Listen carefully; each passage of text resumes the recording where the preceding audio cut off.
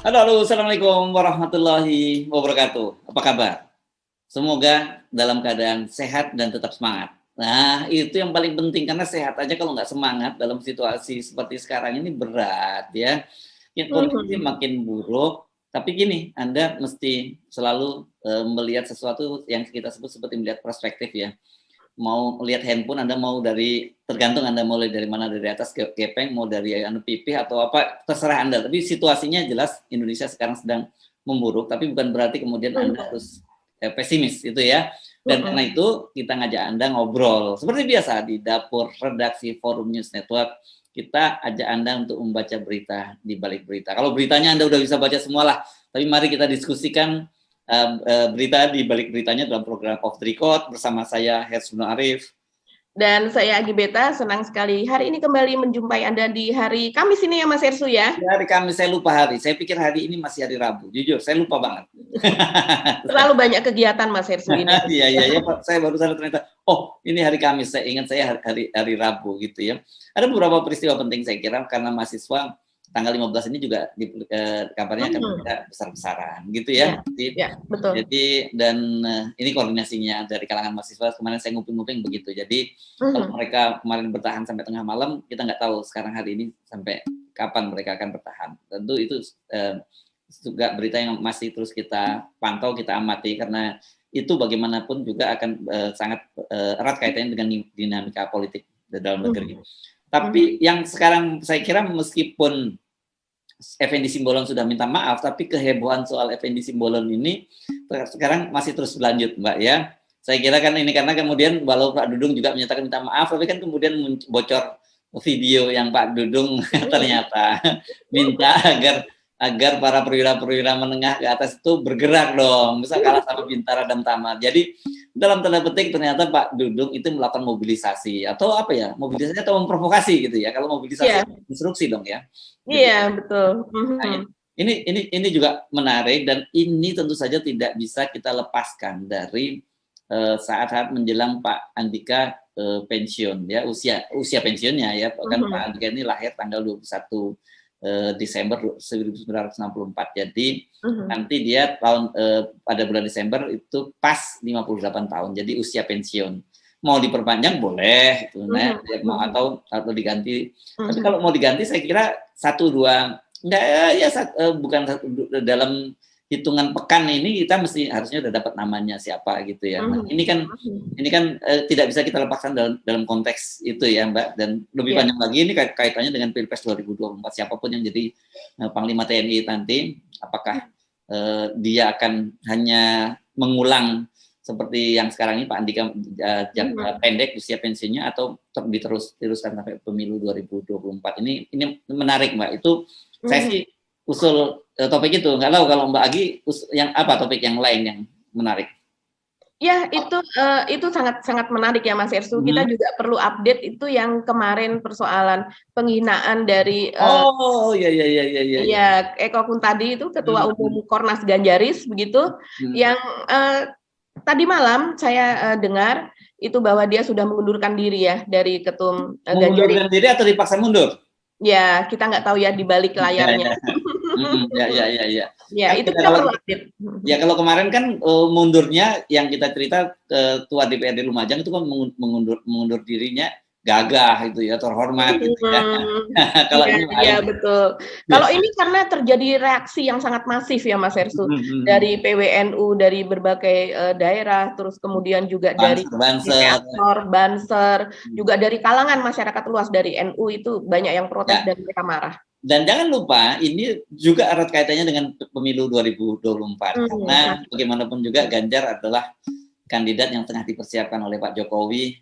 betul. Kalau Pak Jokowi, sekarang bukan lagi Pak Jokowi 3 periode, kalau Pak Jokowi batal jadi wapres. Wakil presiden. Tapi apa mungkin ya presidennya Ganjar terus wakilnya Pak Jokowi gitu ya? Ya, itu adalah persoalan etika saja ya. Ya, Ya, terserah itu kan pribadi masing-masing, Mas Ersu, bagaimana etika dari Pak Jokowi, kalau kita ya, melihat jadi ya. begitu. Demokrasi kok kata Pak Jokowi Iya bebas. iya, Iya. betul. Tapi saya kira itu konteksnya. Saya kira kenapa kemudian Engkau tadi sampai mengundurkan diri. Biasanya kan dia kalau bikin tweet yang ngenyek menghina begini nggak ada urusannya yang gini-gini dia akan karena dia merasa aman kan selama ini ya, pasti tidak akan ditindak, tidak apa, jadi aman. Tapi sekarang ini karena ini politik dan ini bersinggungan dengan NU, bagaimanapun juga kan NU ini adalah salah satu konstituen atau ormas Islam terbesar dan konstituennya sangat luas, dan ini berkaitan dengan numbers, berkaitan dengan voters. Jadi saya kira itu menarik. Menarik, setuju saya. Yang lain? Ya, saya rasa kalau seandainya ini tidak terjadi kepada seorang Ning atau Gus dari NU begitu, dan kemudian di latar belakangnya itu adalah sebuah ponpes besar yaitu Lirboyo, ini akan melaju begitu saja, Mas Hersu. Seandainya ini ustazah biasa, terus kemudian isinya kan mereka memang sangat sensitif ya, setiap kali ada konten yang berisi tentang bidadari begitu di surga, itu selalu jadi bahan bulian yang luar biasa, Mas Hersu.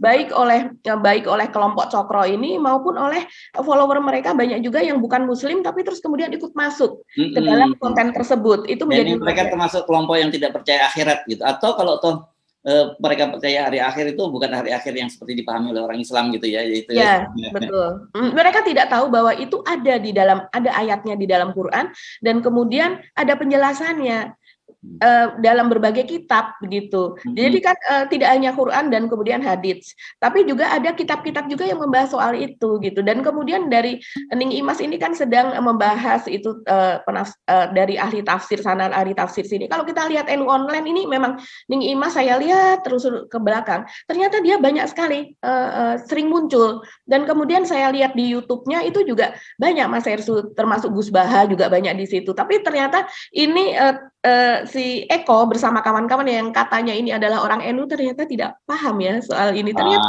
tahu mereka. Nggak mungkin orang NU seperti itu. Nggak mau.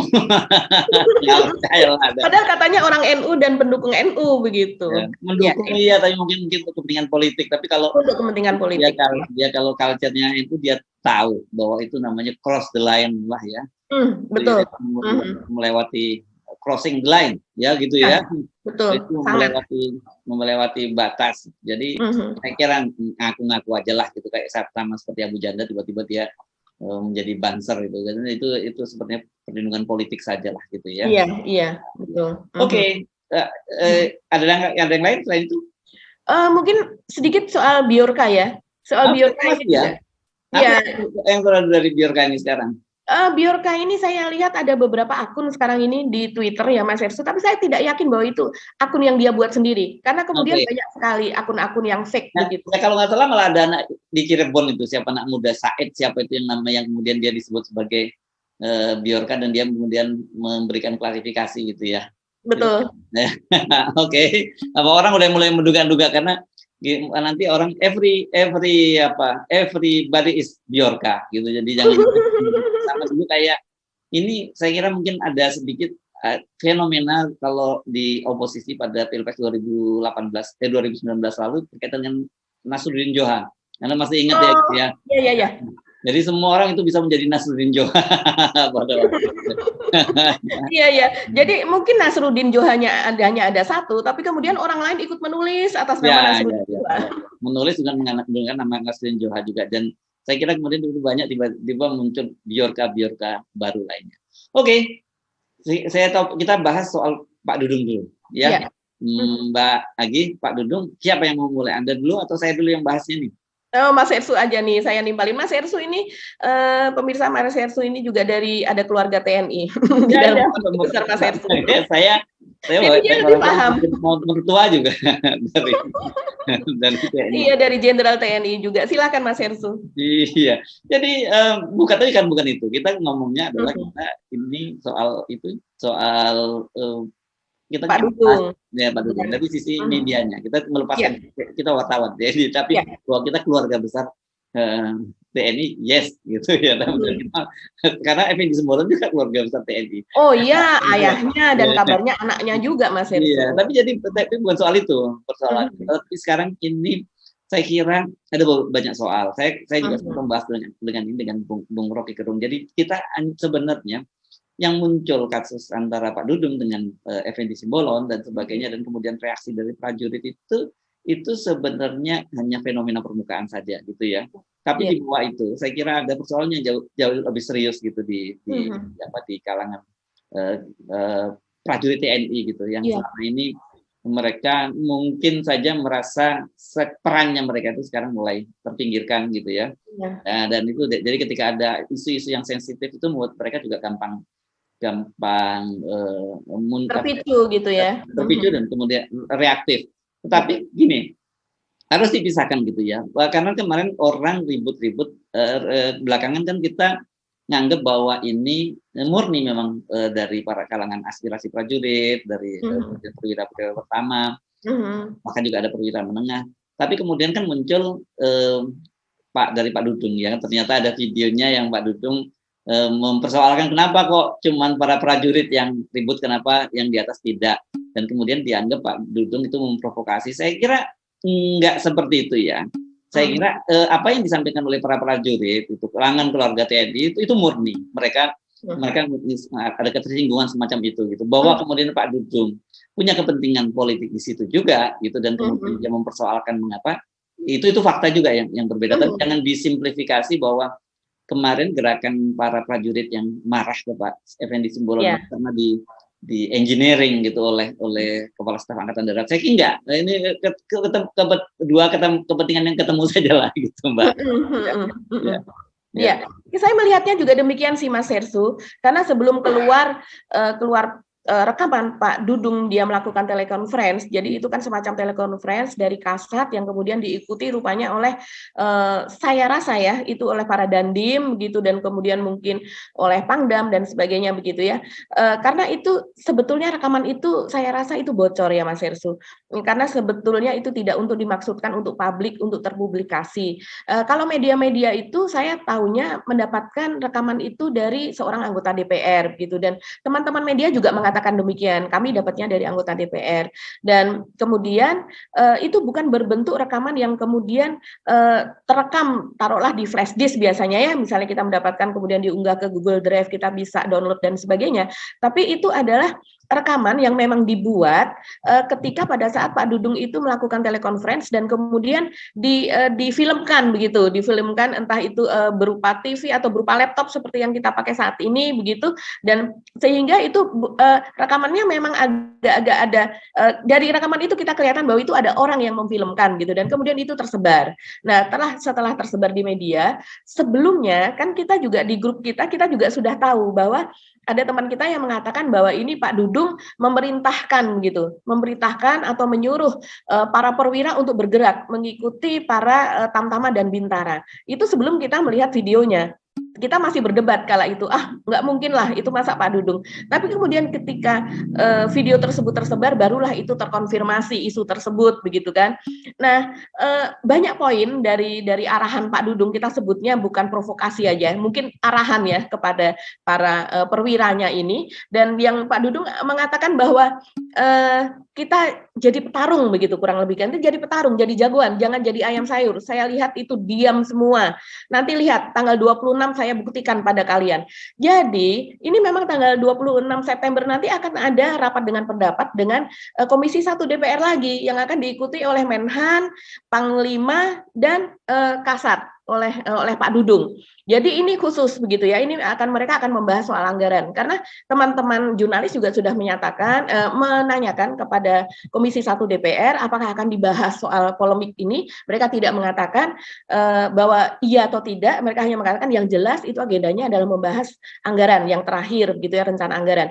Tapi kalau seandainya kemudian nanti ada anggota DPR yang menanyakan, ya itu silahkan saja, itu adalah hak anggota DPR, mereka mengatakan demikian. Ini kehormatan kita, kok diinjak-injak sama dia?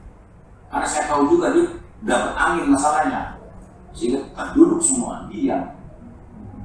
Ya. Ke depan nggak ada lagi orang-orang seperti itu.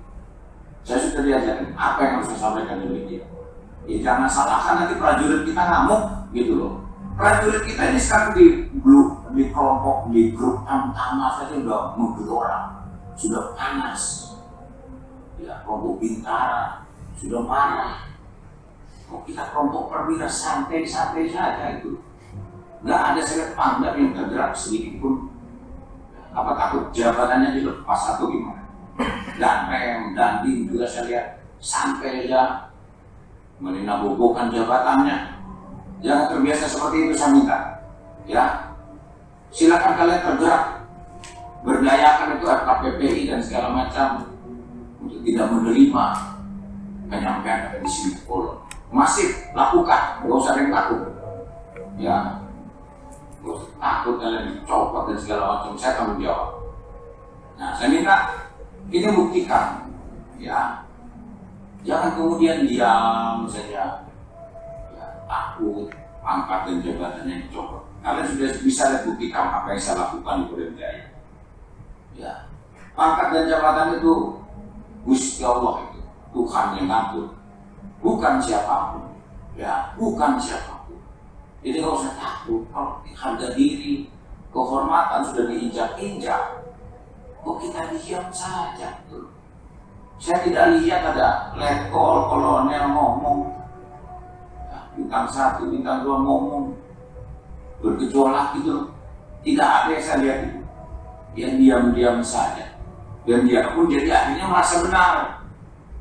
Ya, tekan lagi tidak ada lagi ya pengkondisian dari FND Simbolon untuk minta-minta ke wilayah. Gak usah takut kita. Ya, kalian gak usah takut, tidak berpengaruh. Komisi 1 itu tidak berpengaruh. Nah, itu. Jadi tukang minta-minta ini yang menurut saya ini kan jadi soal yang baru lagi ya. Tapi Pak Dudung sebenarnya ya, tapi mungkin gini ya, yang dimaksud Pak Dudung tidak secara keseluruhan karena ada kok beberapa dandim. Kita misalnya di konten saya ada dandim Kebumen gitu yang juga membuat statement, dan kemudian ada yang cukup intelek itu dandim Kota Semarang.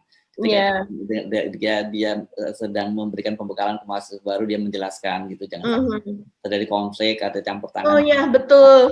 Penjelasannya bagus ya Mas Irsu. Dia mengingatkan peristiwa 52 itu ketika dulu Pak dibawa Pak Nasution dia mengarahkan meriam ke istana. Itu sebenarnya bagus, dan ada Komandan Korem Maulana Yusuf Banten misalnya itu Brigjen Pak Dijeng Tata Sukarna, Banten Kadispena juga marah. Terus ada juga Pangdam Papua sebenarnya, Pangdam Cendrawasih ya, Pangdam Cendrawasih Kolonel Muhammad Saleh Mustafa kalau tidak salah namanya, itu juga kok salah kolonel, Mayor Jenderal ini pangkat tuh Pangdam dijadikan kolonel lagi, Pangdam Cendrawasih ini ya, Mayor Jenderal Muhammad Saleh Mustafa juga dia mempersoalkan ini. Jadi memang ada kemarin-kemarin itu, dan di luar itu kan pensiunan juga yang banyak marah, termasuk kemarin Pak Gatot Nurmantio yang juga lagi viral videonya itu kan juga menyatakan kemarahan. Jadi memang menurut saya wajar kalau mereka ini merasa tersinggung, karena disinggung tadi itu soal bahasa tadi seperti gerombolan, kemudian dan memang ada kesan kalau kita menang kalimatnya dari Effendi Simbolon itu kan menyebut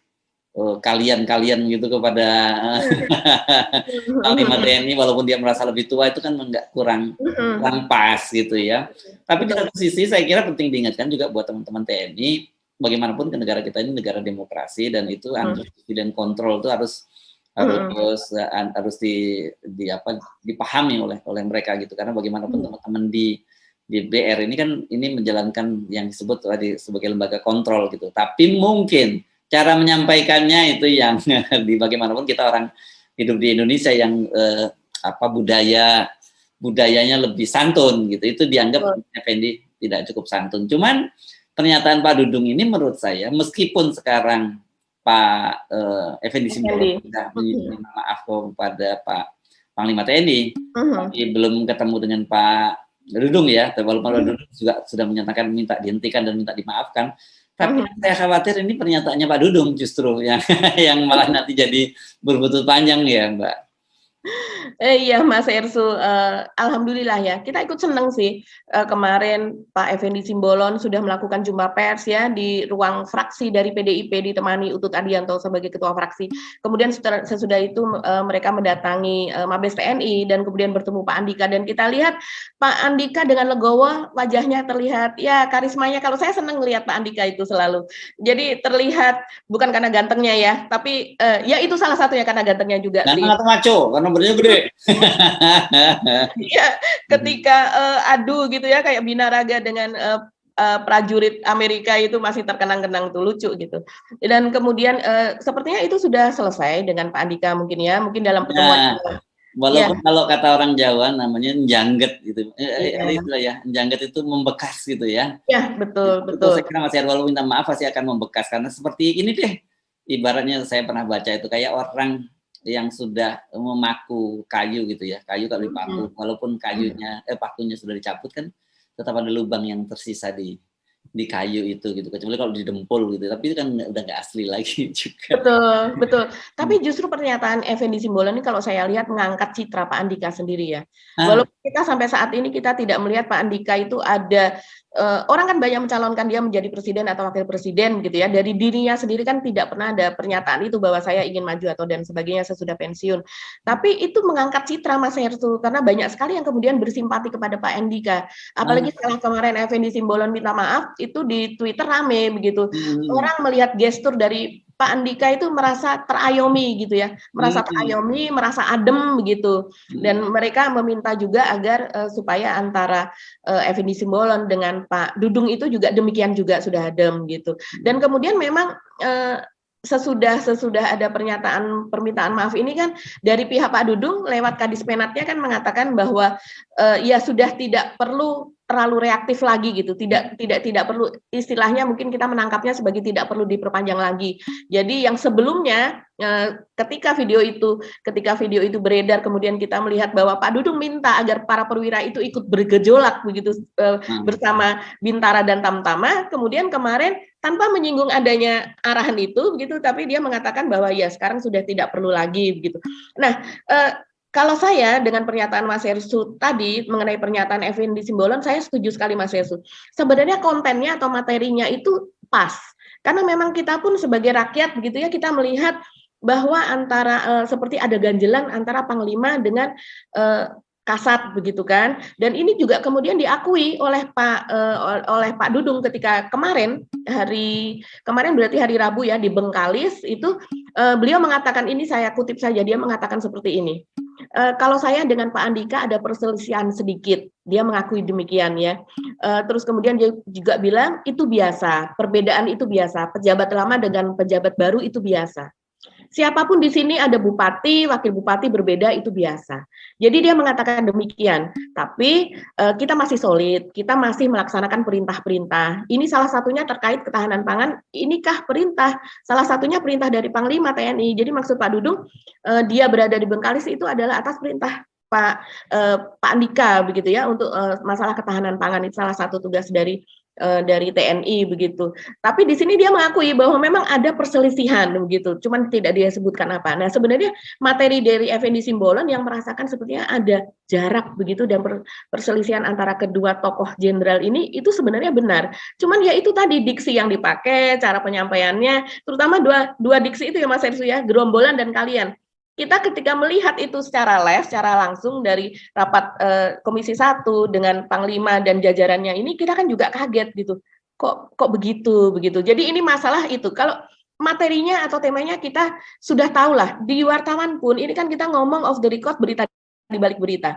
Nah, ketika itu kita kan juga rame di grup kita Mas Hersu, grup wartawan ya, bahwa ada yang mempertanyakan apakah betul anak Pak Dudung tidak diterima begitu ya. Ada yang kabarnya karena tinggi badan, kabarnya karena kurang umur dan sebagainya, dan kemudian ditandatangani oleh Pak Andika. Itu masih kabar, kita masih sumir, kita belum tahu, belum terkonfirmasi kan saat itu bahwa sudah pada pantuhir terakhir itu Pak Andika sudah memutuskan bahwa sekian yang diterima dan nama-namanya sudah, yang memutuskan kan memang Panglima, katanya begitu. Nah, terus kemudian tapi kelanjutannya itu diubah lagi begitu ya, karena Gubernur Akmil itu tidak berani, kemudian diubah lagi jumlahnya dan ditambah jumlah yang masuk sehingga nama anak Pak Dudung itu masuk.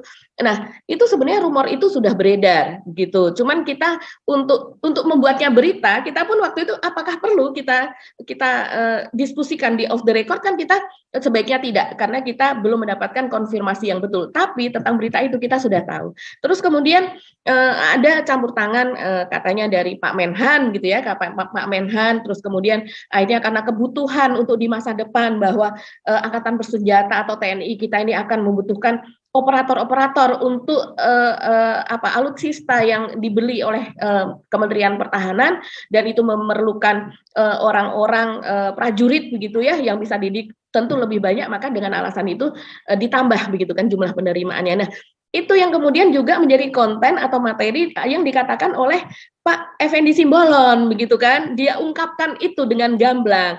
Nah, jadi kalau saya melihat apa yang dikatakan Pak Effendi Simbolon itu memang lebih menyasar ke Pak Dudung begitu, bukan kepada Pak Panglimanya sendiri. Nah, itu juga ditangkap ya oleh pemirsa, oleh rakyat, itu ditangkap. Jadi dalam hal ini Pak Effendi Simbolon tidak terlalu salah kalau soal konten, tapi kalau soal pemakaian diksi ya mohon maaf, sebaiknya ya tidak demikian, karena memang supremasi sipil ya, DPR itu supremasi sipil, tapi juga tidak demikian juga kan yang kita hadapi ini adalah TNI kecintaan rakyat. Saya rasa sih begitu. Iya. Oke, kita tunggu apa yang terjadi pada tanggal 26 atau sebelum tanggal 26. Saya kira kan ini masih sekarang berapa? Tanggal 15 ya? Tanggal Ya, 15 kan masih lama dong. Pasti akan ada peristiwa-peristiwa penting ya, dan katanya Effendi Simbolon dilaporkan ke MKD kan Mas Ersu. Ya, dan akan dipanggil ya, di proses betul. MKD kan. Karena bagaimanapun ini dampaknya nggak bisa ya, mesti dikatakan bahwa itu Effendi Simbolon itu adalah seorang pribadi. Bagaimanapun dia adalah anggota wakil rakyat dari PDIP. Betul. Dan saya kira ini kan akan buat partai politik mesti kan berhitung soal soal dukungan itu. TNI nggak memilih, tapi keluarga TNI kan memilih.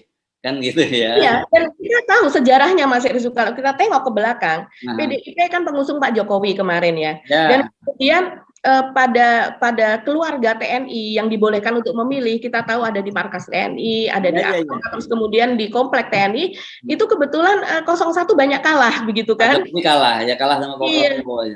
Iya, dan ini kalau dengan isu ini dibiarkan begitu saja, begitu itu orang akan makin bisa jadi makin kalah begitu ya kalau saya bukan hanya markas biasa loh, markas pas Pampres yang di daerah Kalisari di Jakarta Timur kan juga kalah suaranya Pak Jokowi. Ini kan serem juga kalau di kalangan keluarga Pas Pampres saja tidak mendukung Pak Jokowi. Jadi PDIP saya kira memang harus ada semacam damage control management gitu ya, harus ada. Ini serius, jangan dianggap sepele, karena tadi itu besar. Kita baru ngomong soal keluarga TNI, itu TNI ada berapa sekarang, 400.000 kan gitu. Berapa, belum lagi keluarga besar FKPPI, belum lagi purnawirawan begitu. Karena yang ternyata orang seperti sebelum Pak Gatot menyampaikan pernyataan yang sangat keras itu kan sebelumnya sudah juga diingatkan oleh Pak Yohanes Suryo Prabowo, mantan Kasat yang teman dekatnya Pak Menhan Prabowo, bahwa ini siap menuai badai gitu ya.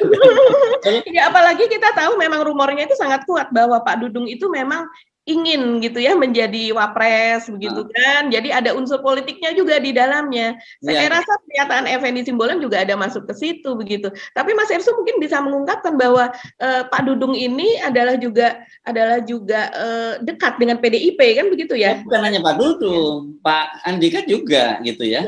Kalau Pak Andika ini kan bagaimanapun beliau itu adalah menantu Pak Hendro Priyono, dan Pak Hendro Priyono ini dalam tanda petik angkut punya jasa yang cukup besar terhadap Ibu Megawati di era Orde Baru ya, karena pada waktu itu kan dia ini kelihatannya dititipi oleh Pak Benny Murdani untuk mengamankan Ibu Megawati, dan sehingga kemudian karir militernya Pak Hendro itu kan tersendat tuh gara-gara waktu beliau jadi Pangdam Jaya dan membackup Ibu Megawati menjadi Ketua Umum PDIP gitu. Kebetulan saya ada di lapangan sebagai wartawan yang saya meliput peristiwa itu, bagaimana kongres luar biasa PDIP yang akhirnya menghasilkan Ibu Megawati sebagai ketua PDIP, ketua umum PDI waktu itu ya sebelum PDIP ya. Iya.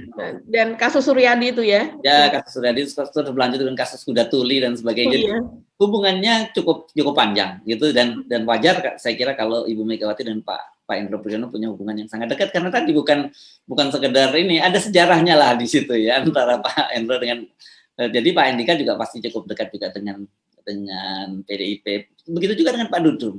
Pak Dudung ini kan menantu dari Pak Mayor Jenderal Khalid Ghazali ya. Pak Khalid Ghazali ini sebenarnya dulu ini orang yang salah satu timnya Pak Faisal Tanjung pada waktu itu yang disebut sebagai ABRI. Kalau dulu ada namanya ABRI hijau dan ABRI merah.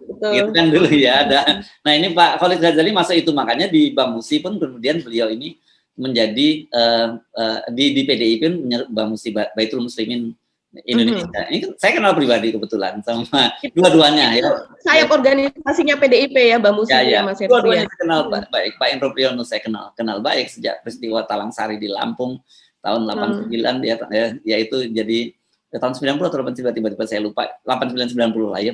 Pak Khalid Ghazali ya saya sering main ke rumah beliau gitu. Jadi saya kenal beliau ini, dan Pak Dudung kalau kita lihat kita flashback ya. Bagaimanapun karir beliau yang sekarang ini melesat itu juga tidak lepas dari hubungan itu tadi, hubungan. Iya, betul. Saya ingat ketika beliau menjadi Gubernur Akademi Militer membangun patung Pak Bung Karno, patung Bung Karno pada waktu itu dan Ibu Megawati yang meresmikan datang dengan Pak Puan dan lain, Pak Endro Priyono juga datang, Pak Andika juga datang, Pak Budi Gunawan juga datang kan pada waktu itu. Nggak lama kemudian karirnya Pak Dudung melesat menjadi Pangdam Jaya, dan Pangdam Jaya kita tahu ada peristiwa yang monumental, menurunkan baliho dari Habib Rizik Sihab, dan kemudian beliau karirnya melejit menjadi Pangkostrat akhirnya kemudian jadi Kasat gitu. Jadi kita sudah bisa memperkirakan pada waktu itu beliau akan jadi Kasat. Nah sekarang ini persoalan ini tahapan akhir dari Pak Dudung ini kan, bagaimanapun juga kalau kita sebut tadi tanggal 21 Desember ini Pak Andika akan pensiun, dan biasanya kalau pensiun ini digenapkan itu jadi 1 Januari 2023, tinggal berapa bulan. Tetapi memang betul seperti dikatakan oleh Effendi Simbolon, dia menyebutkan kemarin bahwa Presiden punya hak untuk memperpanjang. PDK dia menyebutnya. Saya kenalnya dulu nyebutnya dalam dinas aktif kalau setahu saya dulu, tapi dia rupanya sekarang istilahnya PDK perpanjangan di dalam kedinasan atau apa gitu ya istilahnya. Boleh seorang panglima presiden itu punya hak prerogatif semacam itu. Pernah terjadi pada kasus ini zaman Pak Faisal Tanjung, zaman Pak Harto, Pak Faisal Tanjung itu ada rivalitas juga dengan Kasat. Nah, jadi bukan cerita baru ya, ada rivalitas ya dengan waktu itu Kasatnya Pak Wismoyo, kan gitu ya, Kasatnya Pak Wismoyo, dan diperkirakan Pak Wismoyo menjadi next Panglima TNI. Ternyata tidak, Pak Harto mempertahankan Pak Faisal Tanjung. Pada masa ini, kalau pada masa Pak Endri Hartono yang menjadi Panglima TNI, dan pada waktu eranya Presiden Ibu Megawati mau pindah ke Pak SBY kan sebenarnya yang dicalonkan itu Pak Ria Mizat ya jadi Panglima TNI. Tapi ini nggak ada persoalan ini antara Pak Ria Mizat dengan Pak Endri Hartono, itu lebih pada persoalan Pak SBY dengan Ria Mizat dan dengan Ibu Megawati sudah dicalonkan, diajukan ke DPR untuk nggak tahunya, tapi dilarang untuk datang ke ke DPR gitu, Komisi 1 untuk fit and proper, dan Pak Endri Hartono diperpanjang sampai Pak Ria Mizat pensiun kemudian. Jadi ada yang jadi betul ada yang semacam itu. Nah, kita belum tahu ini dengan gonjang-ganjing semacam ini gitu seperti apa, karena Pak Dudung ini bukan hanya dekat dengan PDIP, saya kira beliau juga cukup dekat dengan Pak Jokowi. Pak Jokowi pasti senang karena ketika beliau melakukan pada waktu itu kewalahan menghadapi Habib Rizik, dan kemudian Pak Dudung berani bertindak, tuh saya kira Pak Jokowi pasti punya catatan khusus sehingga kemudian menyetujui. Nah, pada waktu itu Pak Dudung itu saya kira di-approve baik oleh Pak Jokowi maupun oleh PDIP gitu. Tapi sekarang jadi pertanyaan, kan sekarang lagi rame nih antara PDIP dengan Pak Jokowi.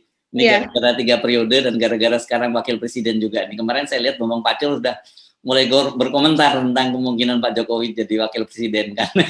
Jadi ini ramai, banyak nuansa politiknya, Mbak. Di samping itu tentu ada faktor jatah angkatan laut gitu yang kemarin sudah disalib oleh Pak Andika, apakah sekarang juga akan kembali disalib oleh angkatan darat. Tapi satu hal yang saya pastikan ini, karena menjelang tahun-tahun politik, saya kira Pak Jokowi pasti berkepentingan agar Panglima TNI-nya dan juga Kepala Staf Angkatan Darat itu orang yang betul-betul bisa mengendalikan situasi politik gitu ya.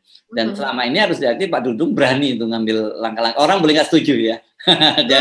Saya memberikan penilaian yang netral saja dalam kasus baliho. Waduh, Pak Dudung ini kan dikecam habis sana sini, dan di kalangan umat Islam tuh jadi catatan sekarang ya. Kalau ini saya kira catatan buat timnya Pak Dudung nih, kalau Pak Dudung memang pengen juga jadi wapres, ini masih ada loh soal baliho itu yang harus Anda selesaikan, terutama dengan kalangan umat Islam perkotaan gitu ya. Iya, walaupun sekarang Pak Dudung tampaknya kemana-mana suka bawa ulama begitu ya, di mana begitu dia selalu ada ulama di sekitar Pak Dudung gitu, walaupun kadang ulama yang beliau bawa atau apa itu kontroversial juga karena di medsos sering kali diperbincangkan kan gitu, termasuk aliran politiknya dan sebagainya, ucapannya ketika berceramah dan sebagainya begitu. Ya, kita lihat ke depan Mas Hersu. Oke, ini cukup panjang nih kita ngomongin topik soal Effendi Simbolon. Tadi apa kita yang mau ngomongin?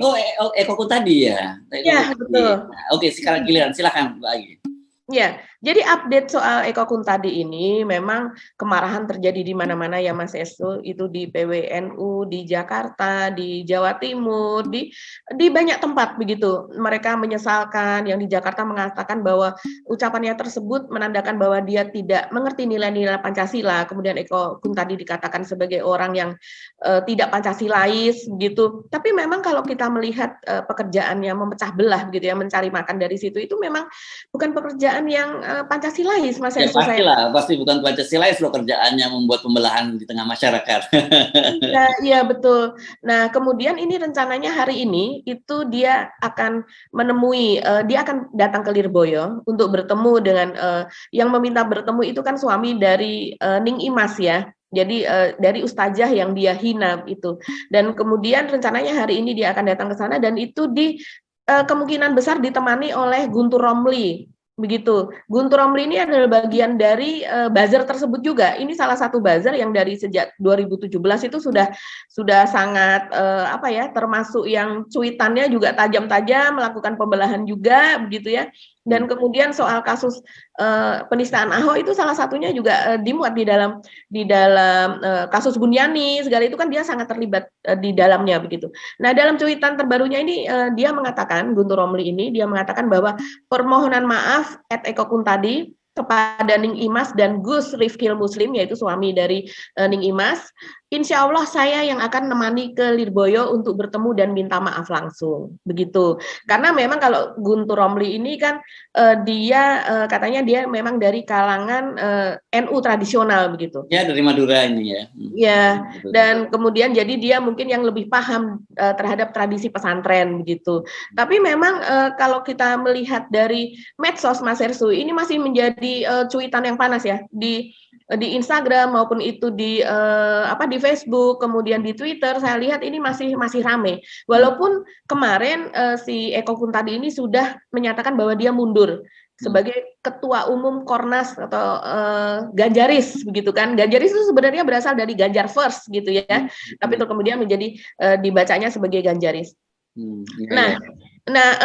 Sebelumnya dari pembina dari Ganjaris itu sendiri, saya lihat ini adalah seorang ustadz atau kiai begitu ya, pembinanya ini itu mengatakan bahwa apa yang dikatakan oleh Eko itu adalah tidak dalam kapasitasnya sebagai ketua umum Kornas Ganjaris begitu. Nah, ini kan sama aja kalau seandainya kita mengatakan misalnya seperti Pak Dudung itu melakukan menyatakan sesuatu tentang Effendi Simbolon tidak dalam kapasitasnya sebagai kasat begitu kan, tapi dalam kapasitas sebagai pribadi, kan tidak bisa dipisahkan seperti itu.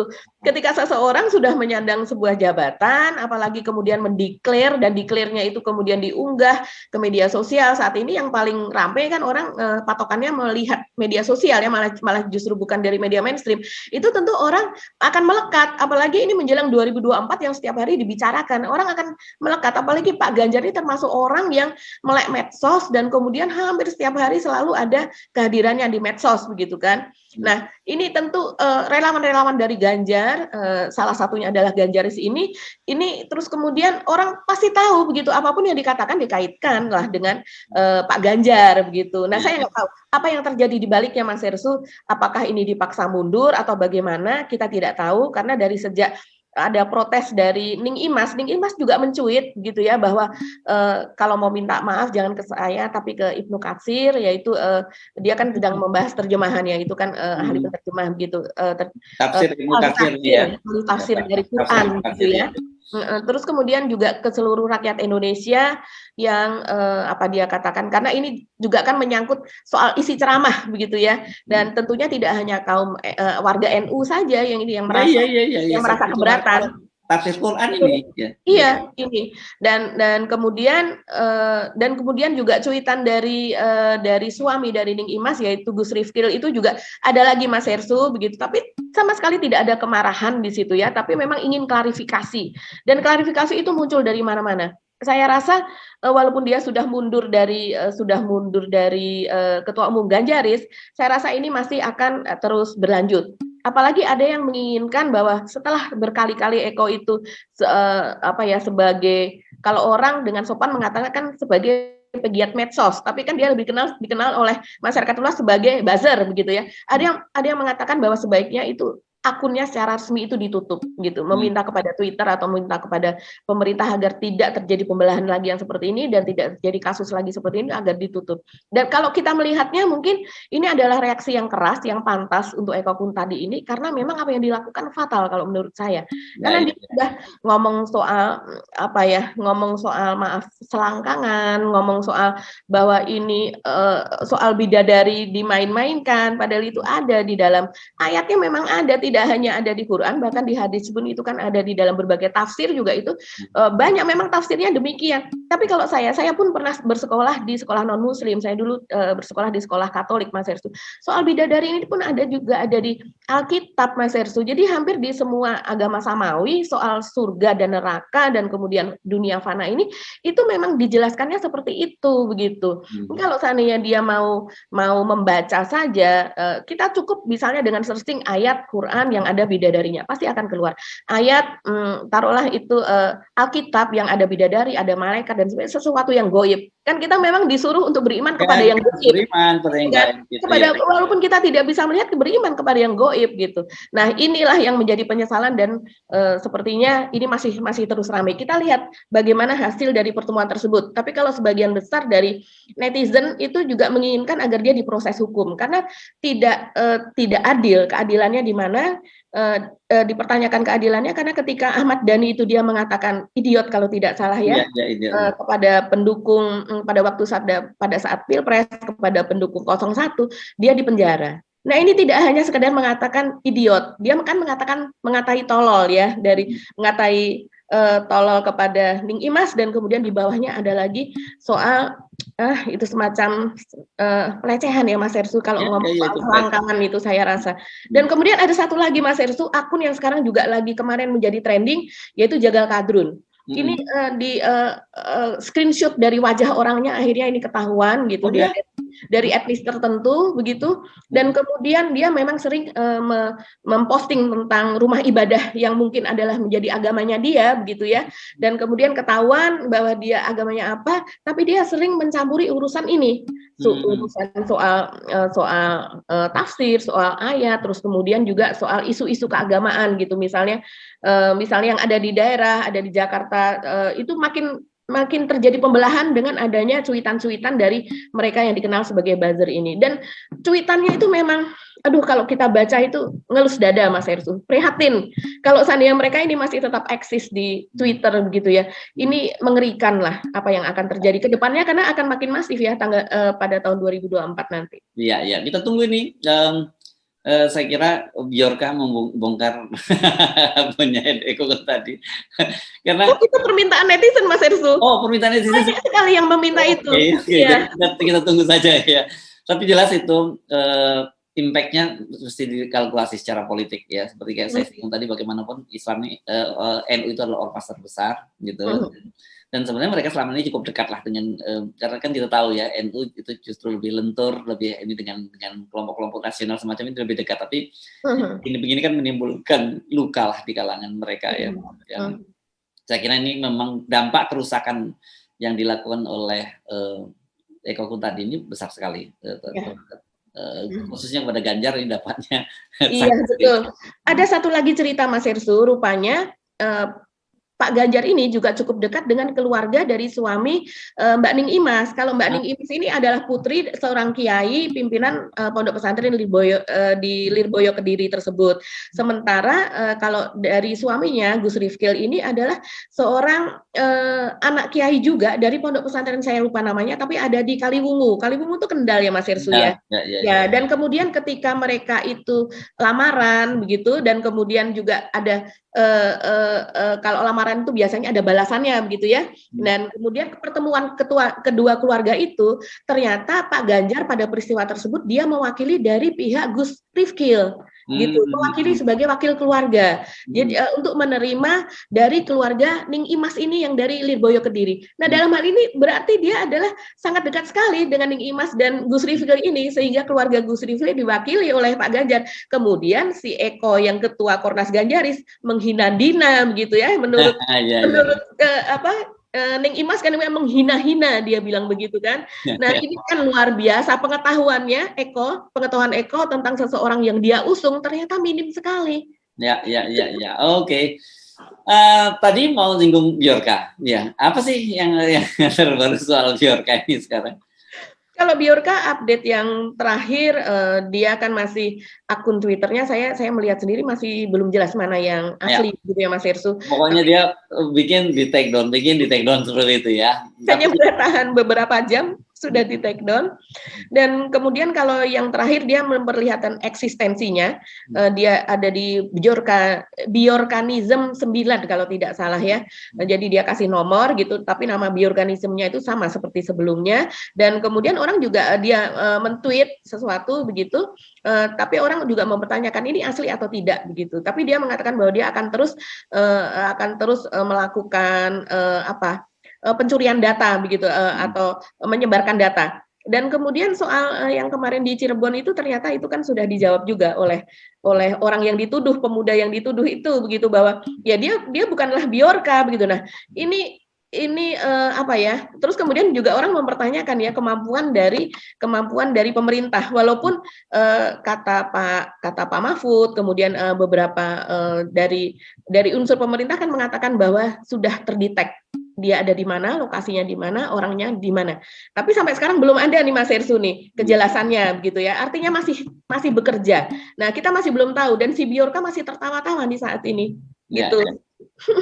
Oke, baik, terima kasih Mbak Agi. Kita cukup panjang ngobrol kali ini, dan seperti biasa kita akan ketemu lagi besok ya, hari Jumat, untuk kita membahas berbagai topik-topik aktual yang lainnya. Silakan kalau Anda mau mengusulkan topik apa yang menjadi yang menarik perhatian Anda, nanti saya kira, tapi topik yang banyak diinginkan oleh pemirsa kita juga usahakan akan dibahas gitu ya Mbak Agi ya. Kalau gitu kita masih mohon pamit ya Mbak Agi. Saya Hersun Arif dan saya Agi Beta. Terima kasih atas perhatian Anda. Tetap semangat. Salam 0%. Salam 0%. Waalaikumsalam warahmatullahi wabarakatuh.